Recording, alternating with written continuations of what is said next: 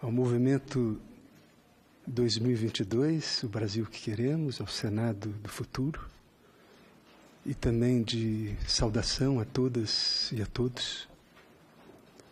E o que eu escuto na lucidez do Dom Leonardo, que foi complementada pelo professor José Geraldo, me evoca o terceiro princípio de um documento muito importante chamado Europa de Consciências, que foi liderado por Robespierre e outros grandes pensadores europeus, que diz: a economia precisa se submeter à política, que precisa se submeter à sabedoria, à ética. Eis a utopia, que não é o irrealizável, é o ainda não realizado. Essa é a nossa utopia realizável. Também eu compreendo que nós estamos transcendendo o tema. Não se trata apenas da importância da ética nas relações humanas. Trata-se também da ética nas relações com o infra-humano, com a natureza, o reino mineral, vegetal, animal, e com o transhumano, a relação com o transpessoal, sem o qual a ética não poderá se expressar como uma emanação da inteireza humana. Então, eu considero que toda ética pressupõe uma ótica. Então, eu preciso falar da minha perspectiva, a perspectiva com a qual eu me dirijo a vocês, que é a perspectiva ótica, já que mudar o mundo é mudar o olhar, e nós vivemos uma crise realmente de visão, de percepção e de ética, já foi muito bem dito. Então, a minha perspectiva é a transdisciplinar holística, que representa a natureza da nossa Universidade Internacional da Paz. E o que é o transdisciplinar? Por um lado, é a dialogicidade. É a ciência dialogar com a filosofia, com a arte e com as tradições espirituais. O primeiro documento da Unesco, que foi engendrado por um colóquio em Veneza, em 1986, a Declaração de Veneza, alguns prêmios Nobel e representantes notáveis de todos esses segmentos epistemológicos, se afirmou categoricamente que a ciência tinha chegado diante dos confins e que era necessário, urgente, premente diálogo com outras formas de filosofia, de conhecimento. Ou seja, a premente, urgente necessidade da aliança entre a ciência e a consciência, que no século XVII, infelizmente, foi estabelecido um princípio de antagonismo, creio que equivocado e até mesmo perverso, entre o objeto e o sujeito, entre a razão e o coração, entre a sensação e a intuição, entre o conhecimento e o amor. Ora, no século XVII, foi uma conspiração da inteligência humana. Na época, nós estávamos conspirando pelo diabolos, no sentido epistemológico, o que divide toda a consciência de discriminação. O oposto de diabolos é símbolos. E como os gregos diziam bem, nada em excesso. O excesso dos símbolos, do religare, nos levou às cruzadas, à Inquisição. Então, os traumatizados, e lembre-se de Voltaire, que dizia, lembrem-se das crueldades, diabolos é enaltecido, nos leva ao iluminismo. No século XIX, eu creio que já apresentava um certo esgotamento desse racionalismo científico, que decanta a objetividade, a causalidade, e que, jogou a alma e a consciência debaixo do tapete. Nesse momento, com a Declaração de Veneza, que para nós foi fundamental, ciência e consciência, dialogicidade, nós estamos atualizando um pacto. Eu diria que a transdisciplinaridade, ela é fundamental, ela está se expandindo. Foi Piaget, em 1970, o primeiro que falou no Congresso Interdisciplinar, mas ele já sonhou e lançou a palavra transdisciplinaridade. Mas foi Bazará Nicolescu, e nós colaboramos há 30 anos com Bazará Nicolescu, também graças à Unesco e seus documentos, porque depois da Declaração de Veneza, muitas outras declarações foram propostas. Então, essa é uma perspectiva que lança pontes entre fronteiras, porque não é possível compreender a ética só pelo viés, e isso já foi bem claro aqui, religioso, ou científico, ou filosófico, ou artístico. Nós precisamos de abrir todas essas janelas. Isso não é fácil, porque nós somos vítimas de hábitos, e eu creio que abrir esse olhar, e eu penso que é o que nós estamos fazendo aqui, é fundamental. Por outro lado, a perspectiva holística, a aliança entre a parte e o todo, dentro daquele axioma de que pensar globalmente e agir localmente, e eu complemento para não agir loucamente, que é o que nós temos feito. Ou seja, o que é o especialista? Engendrado pela maior descoberta do século XVII, a disciplina. É uma pessoa, nesse momento, incompetente, que desenvolveu um cacoete, que se orgulha da sua unilateralidade de visão e de ação, que usa uma viseira e se desconectou da totalidade, da visão global. Então, não há um sentido na ação local. Então, essa é a perspectiva que me orienta, por um lado, transdisciplinar, por outro lado, holística. Eu penso também na Revolução Francesa, que levantou 3 valores formidáveis: liberdade, igualdade, fraternidade. O bloco liberal, capitalista, ficou com liberdade, o social comunista com igualdade, e ambos, porque frutos de um mesmo paradigma materialista, mecanicista, objetivista, menosprezaram a fraternidade. E é por isso que eu ouvia o meu amigo Ulisses falar agora mesmo, sem espiritualidade não é possível. É o mesmo que o Dom Leonardo afirma. É o transpessoal que precisa nos orientar. Estou falando da espiritualidade, inclusive transreligiosa, como atualmente na França se coloca, que respeita todas as religiões, mas transcendem todos pelos valores comuns. E se fala até mesmo numa espiritualidade laica. Humbertinho. O que é espiritualidade? Falando num sentido talvez mais amplo, na essência é amor, e na prática é fraternidade, solidariedade. Ou seja, a prática ética. Só desenvolvendo o cérebro, a dimensão racional, empírica, é impossível. A crise ética também é paradigmática, solicita um outro paradigma. Esse paradigma que está surgindo, felizmente, e se agitando no planeta inteiro, porque trata-se da sobrevivência, da família humana. Nós todos fazemos parte de um mesmo negócio, que se chama espécie Homo sapiens sapiens. E esse negócio pode falir. Essa é a questão. E nós sabemos que é um processo de demolição, lição do demo, do egocentrismo, em franca movimentação. E eu não sou otimista, eu creio que ser otimista nesse momento é ser inconsequente. Também não sou pessimista. Eu aprendi a confiar, fiar com, é a arte do encontro. Eu penso sempre numa história que eu aprendi com meu amigo Rabino Bonder. Um rabino reuniu a sua comunidade e disse: eu tenho uma boa e uma má notícia. A má notícia é que o teto da sinagoga está para desabar e vai nos custar milhares de dólares. E a boa notícia é que nós temos os recursos para empreender a reconstrução. E alguém pergunta: e onde estão esses recursos, Senhor? Ele responde: nos bolsos de vocês.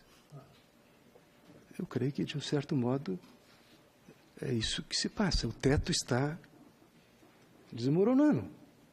Basta olhar as manchetes de cada dia, os escândalos. Então, mas cada um de nós representa um pedacinho de praça pública. E podemos dar um testemunho, e esse testemunho é contagioso também. Não é tanto palavras, palavras o vento leva, mas são testemunhos éticos. Pessoas que ficam de pé e dizem, eu não vou pelo caminho fácil. Eu não vou por aí. Bom, não é fácil, mas nesse tempo nós temos que fazer do difícil o caminho. Então, com o naufrágio da subjetividade e da consciência, a dimensão noética, de onde emanam os valores de uma ética, senão de nus? Então, evidentemente, como um bom sociólogo, fala da pós-modernidade como uma modernidade líquida. Os valores são líquidos, eles se dispersam, eles se perdem.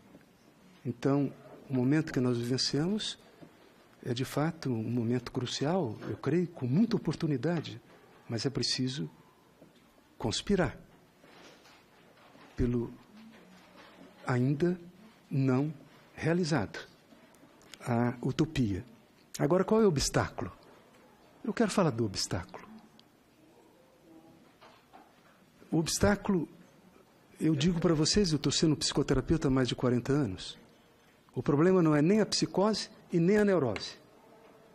Há um conceito que Jean Villelou, sacerdote, filósofo francês, desenvolveu na França. Eu venho desenvolvendo esse mesmo conceito desde a década de 70, e Pierre Vai, o nosso querido, perene reitor da Unipaz, ao se dar conta dessa sincronicidade, de que sem saber nós dois falávamos do mesmo conceito, nós realizamos um simpósio no ano 2000 sobre a normose, a patologia da normalidade. Gente normal. Gente como a maioria. Eis o problema. Eis o obstáculo. Então, me permitam falar pelo menos de 2 axiomas da normose. O primeiro axioma é o sistêmico. Nem sempre existiu a normose e nem sempre existirá. A normose é característica daquilo que na tradição greco-romana se chama de idade de ferro. Na tradição hindu se chama de Kali Yuga. Yuga, idade, Kali, da escuridão. Onde 3/4 da humanidade se esqueceram dos valores fundamentais. Onde o egocentrismo, a egolatria, avança. E aí sim, o mercado, e atrás do mercado se encontram todas as instituições. E nós nos vendemos. Então, essa é a questão sistêmica nesse momento. Que é, depois do 11 de setembro, creio que todos os bons educadores estão se perguntando onde a nossa educação fracassou, onde os governos fracassaram. E a questão do não saber é muito importante. Dom Leonardo levantou a questão da douta ignorância. É que as academias convencionais apenas engendram o saber. Onde aprendemos a esvaziar-nos do passado e do futuro, a abrir a catedral do coração, da intuição, para que o ser possa complementar o saber. Tudo bem com o saber. Com diabos, nós podemos construir no mundo exterior, e nós temos feito isso muito bem, desenvolvemos tecnociência fabulosa, mas como investigar e construir no mundo interior, utilizando apenas um mecanismo analítico? Eu sou analista de data, então eu me dei conta, quando eu estava no meu consultório, elegante, com meu bisturi, e estava ali uma pessoa, porque sofria porque estava fragmentada, no seu interior, no seu exterior, e eu só sabia fragmentar. E de ego, superego, jogos, e saía depois de alguns anos de uma análise bem sucedida, o normótico, fragmentado bem organizadamente. Então, a questão sistêmica é essa. Nesse momento, uma pessoa saudável é desajustada. E nós podemos falar da normose da corrupção. Por que não falar? E o que é essa normose? As pessoas dizem, mas todo mundo faz isso. Bom, talvez estejamos vivenciando um momento muito terapêutico no nosso país, porque está acontecendo um movimento. É o início. Sei que a corrupção não vai acabar, mas como a normose da escravidão acabou, e o Brasil foi um dos últimos países, agora alguém pode cometer a escravidão, mas saberá que está cometendo um crime. Podemos sonhar que, num futuro breve, alguém poderá cometer a corrupção, mas saberá que estará praticando um crime, e não uma cultura empresarial, governamental, como alguém já disse. Então, a questão da normose é o grande desafio. E outro axioma é o evolutivo. Sim, nós não nascemos humanos. Hegel, Beauvoir, nós nos tornamos humanos. E aí nos encontramos com, talvez, a característica ímpar do ser humano, o que nos distingue de outras espécies. E eu penso no Max Neff, Manfred Max Neff, um gigante, prêmio Nobel alternativo de países em desenvolvimento, que eu me encontrei em Mendonça, e ele dizia, desde menino estou querendo saber em que o ser humano se diferencia de outras espécies. Será inteligência? Não. Cultura? Não. Humor? Não. E um dia, conversando com o pai lhe disse, meu filho, não será estupidez? Ele disse que acendeu uma luzinha, ele se tornou o primeiro estupidólogo. Estupidologia é uma ciência que precisamos estudar para compreender a normose. Não é a imbecilidade que é inofensiva. A estupidez se reveste de racionalidade. Uma pessoa pode ser altamente racional, altamente estúpida, como alguém que está no galho de uma árvore serrando precisamente esse galho. Einstein também dizia, para mim só duas coisas são infinitas, o universo e a estupidez humana.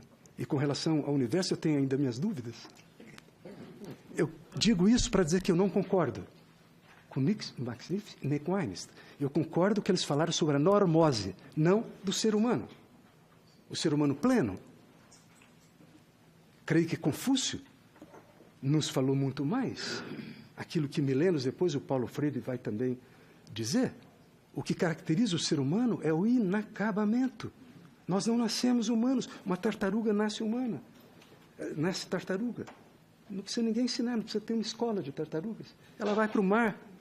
Nós não, nós precisamos de escolas, precisamos de uma educação. Precisamos de uma educação integral. Então, nesse sentido, o próprio Confúcio, que é um arquétipo do professor, ele falava da educação como um modo de desenvolver a nobreza e a ética. Bom, e eu penso também, quero trazer rapidamente, no tempo que ainda tenho, uma epistemologia africana, do Ubuntu. Eu acho que pode nos falar muito dos povos Zulus. Vocês sabem, Ubuntu. Um antropólogo fez uma experiência, todos nós já vimos isso, e falando isso numa Copa do Mundo, talvez tenha significados múltiplos.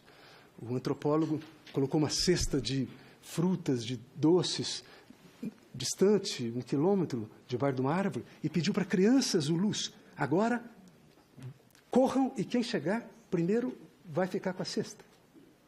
Eles se deram as mãos e correram para todos se beneficiarem do banquete. E o antropólogo pergunta, mas o que vocês fizeram? Eles disseram, Ubuntu. Eu sou eu, porque você é você, porque nós somos nós.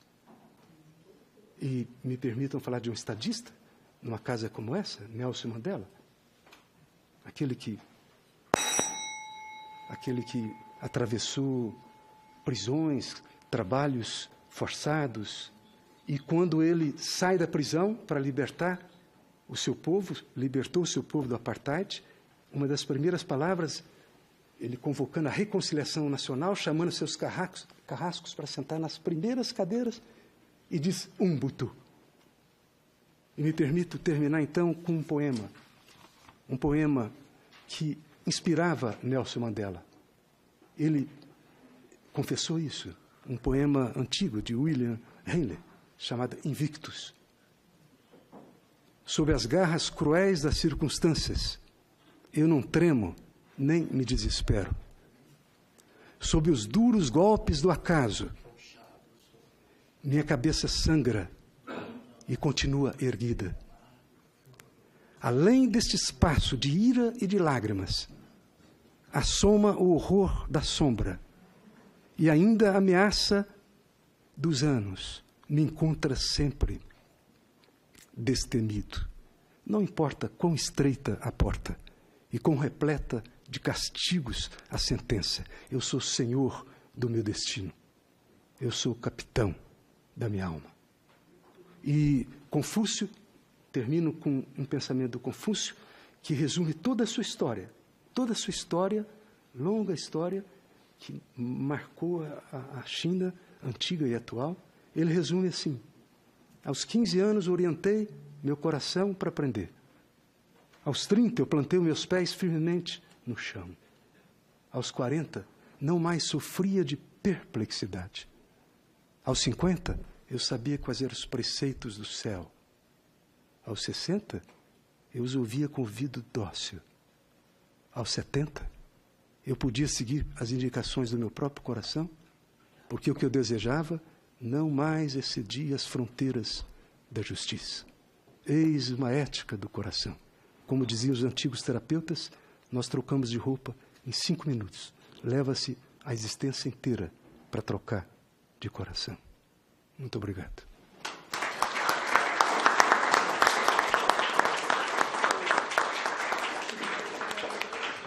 Agradeço. Então, querido Isaac, nessa noite escura, a sua evocação me lembrou uma prece do João da Cruz, que entendia muito da travessia da noite escura. E ele tem uma oração ao pássaro solitário, muito breve. Aponte o seu bico para cima. Mire o ponto mais alto que você puder. Não anseie por companhias. Não vistam a mesma roupa que chame atenção. E que o seu canto seja suave. E professor José Geraldo, de fato, eu creio que no Brasil nós não teremos justiça nem ética se nós não reconhecermos a ancestralidade. Na Unipaz nós temos a cátedra indígena. Eles são os mestres da autossustentabilidade. Eles têm muito a nos ensinar do pré-primário até o pós-doutorado. Não podemos ter paz e ética nesse país se não reconhecermos, honrarmos a tradição afro-brasileira, que ainda continua sendo excluída em grande parte. E eu creio que na terapia sistêmica a gente sabe muito bem que tudo que nós excluímos vira patologia, vira sintomas. Então é preciso integrar. E o nosso querido Ulisses, que tem sido o crime organizado, nós sabemos muito bem, ele tem sido um organizador dos movimentos de bem, né? Com a União Planetária, com a TV Supre. O que me cabe, né, algumas palavras finais, primeiro, é lembrar o que dizia Heri Toru, que escreveu um livro sobre a desobediência civil. E era o livro de cabeceira do Mahatma Gandhi. E ele dizia: um justo numa multidão é a maioria de um. Existe a maioria de um. Existe aqueles que se mantêm de pé.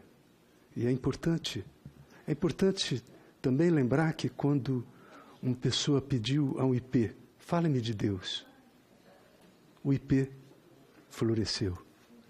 Talvez só haja uma forma de falar do mistério, é florescendo como seres humanos potenciais.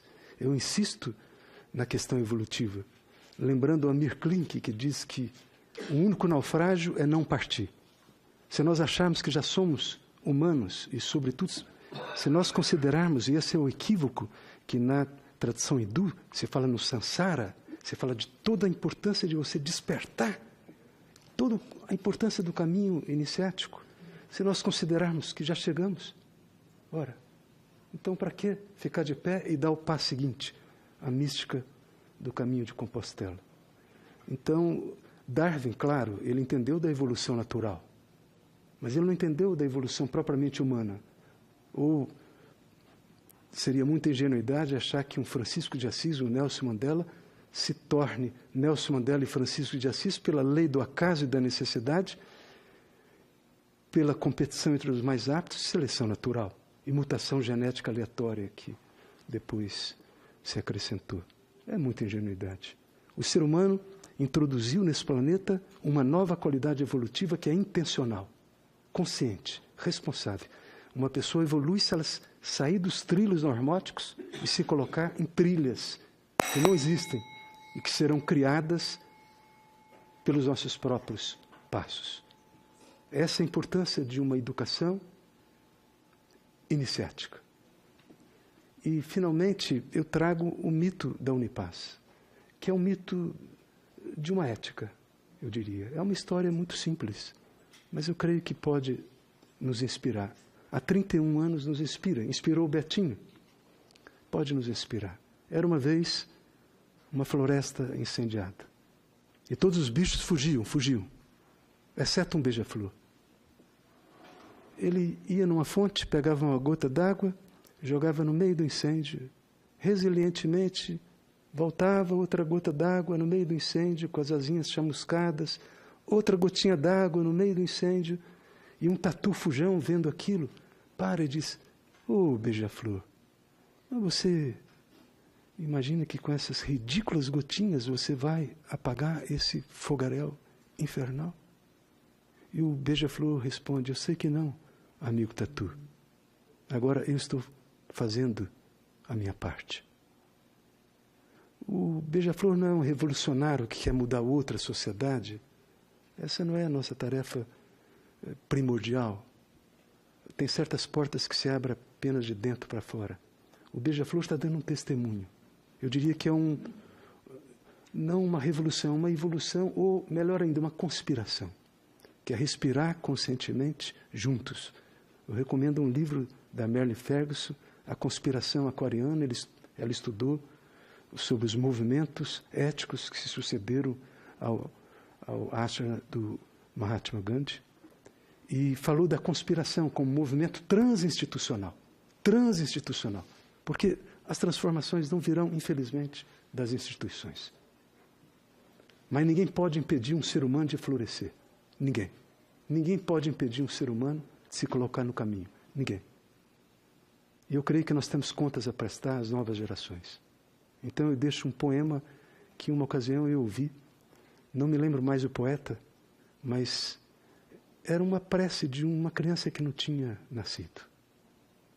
Ela dizia: "Eu ainda não nasci, console-me. Eu tenho medo que a raça humana, com seus grandes muros, me aprisione, com suas fortes drogas me anestesie, com suas belas mentiras me engane, e com banhos de sangue me façam perder de mim mesmo. Eu ainda não nasci. Preparem água para me banhar. Preparem grama para crescer para mim.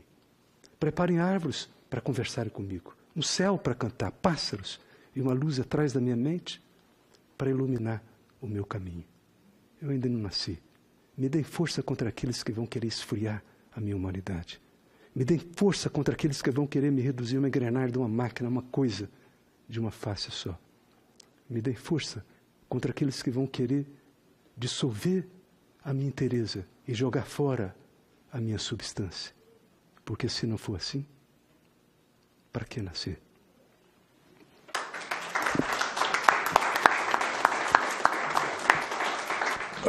Doutor Roberto Crema, queria depois visitar, conhecer a Unipaz, mas o Brasil, alguns igual a mim, não deve ter visitado, não conhece. Queria dar 2 minutos para o senhor explicar o que é a Unipaz, como é que ela funciona, para todos que estão nos assistindo nesse momento.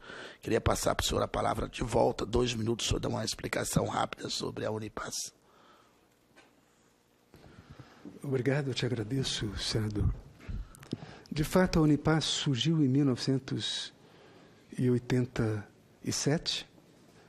Nós realizamos o primeiro congresso transdisciplinar holístico do mundo, convidamos pessoas representantes notáveis das ciências, das filosofias, das artes e das tradições espirituais. E convidamos o governador José Aparecido, na época, um visionário na política, para abrir o Congresso.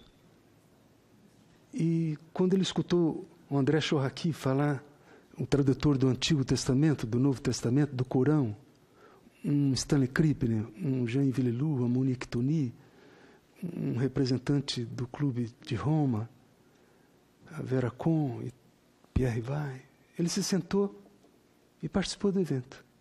Eu estava no simpósio do encerramento e o José Aparecido se anuncia. Era o último evento do Congresso. Eu o convido para sentar-se conosco. Ele escuta a representante, a presidente da Sociedade Teosófica, Radha Burnier, amiga de Krishnamurti, e outros mais que estavam presentes. Eu passo a palavra para ele encerrar. Ele disse: esse congresso não pode acabar. Vamos criar a Universidade Holística da Paz e que o Pierre Vai seja o seu reitor. Foi só então que eu percebi que nunca acabaria. E nunca acaba. E nunca acaba. Um passo leva ao outro, porém, eu creio que nós estamos vivenciando num momento realmente grave da história da humanidade e nos cabe levar a nossa gotinha d'água. A Unipaz tem trabalhado numa perspectiva de 3 ecologias integradas: a ecologia individual, a social, a ambiental. Nós temos programas e projetos na área da educação, na área da saúde, na área institucional, do meio ambiente, em todas essas áreas, individual, social, ambiental. E lá se vão 30 anos. Continuamos na granja do IP. IP é Israel Pinheiro. Enfim, às vezes alguns companheiros antigos, talvez como Luiz Gonzaga, pode perguntar: mas vocês ainda estão lá? O que vocês têm de respaldo? Nada.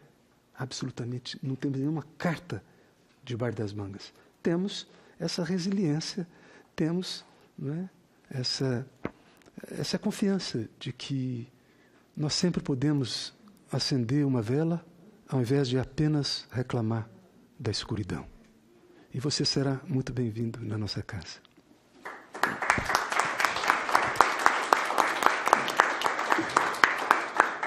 Vou esperar o convite e com certeza farei questão de atendê-lo. Doutor Ulisses Idel, 5 minutos, fique à vontade, o tempo que o senhor necessitar para fazer sua fala. Muito obrigado. Eu fico tão emocionado com